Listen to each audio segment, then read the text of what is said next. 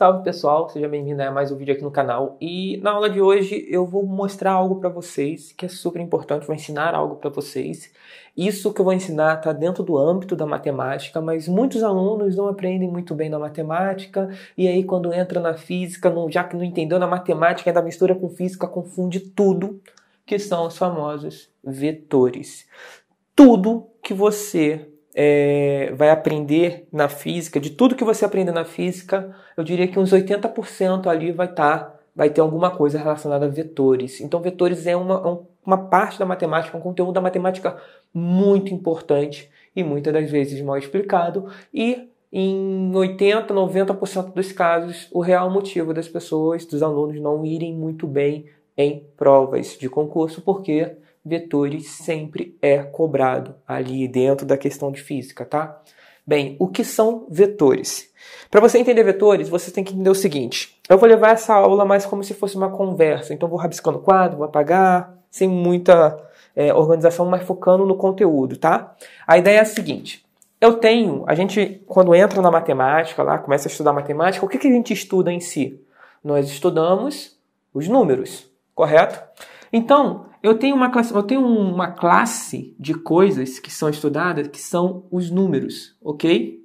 O que são números? 1, 2, 3, ou 1,47 e por aí vai. Tem os números naturais, tem os números inteiros, tem os reais e por aí vai. Existem vários números. E muitas pessoas acham que isso é a matemática. Matemática. Tem um esquisito aqui. Enfim. Que a matemática se encerra somente com números. Na verdade, esses números, existe uma versão evoluída deles, tá? Eu vou usar uns termos mais assim para que vocês possam entender.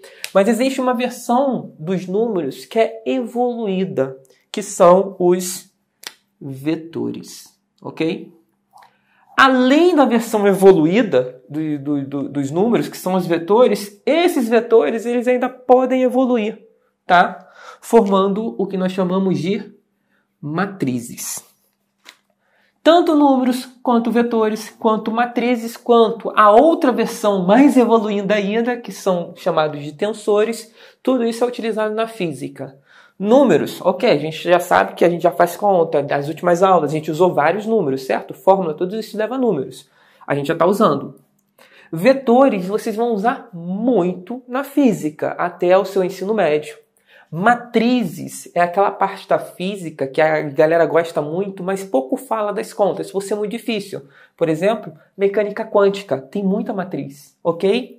E os tensores, que é a versão evoluída, você só vai estudar se você for um cara muito daquela área, como se fosse um Stephen Hawking, um Einstein, que aí você estuda tensores, é uma coisa muito avançada. Muitos doutores em física, ok, professores doutores em física, nem utilizam tensores, porque não é a área dele. Então, tensores é uma coisa muito evoluída.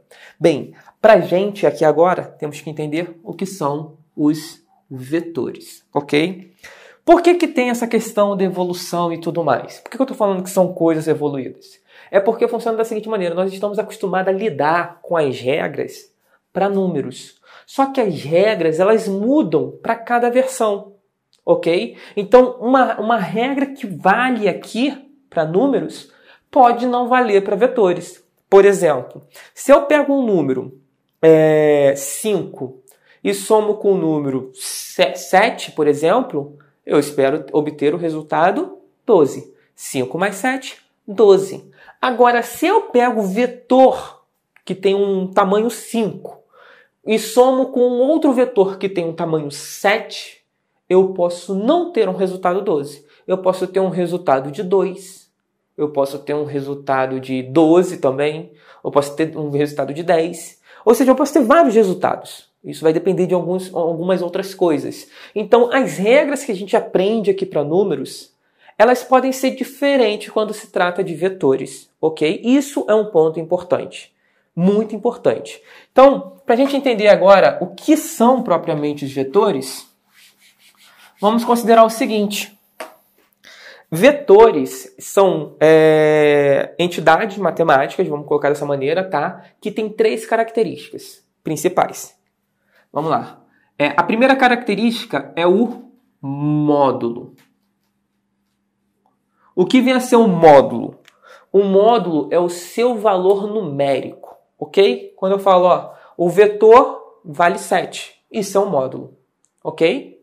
Além do módulo, os números também têm. Os números têm um valor numérico. Então, até aí não mudou nada. Vetores têm módulo e os números têm um valor dele, números, ok? Então não mudou nada. Agora, o que o vetor tem que os outros números normais não têm?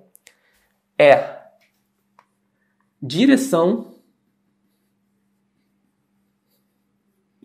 e sentido. Ok? Então, todo vetor tem essas três coisas. Tem um valor numérico, tem uma direção e tem um sentido. E aí, vetores em si é uma entidade matemática, só que dentro da física, ok? A gente usa vetores para classificar as grandezas. Então, dentro da física, nós temos, eu vou colocar aqui embaixo, dois tipos de grandezas. Nós temos as grandezas vetoriais, são aquelas grandezas que só podem ser representadas por vetores, ok? E temos as grandezas escalares. São aquelas grandezas que só podem ser representadas por números. Um exemplo de grandeza escalar.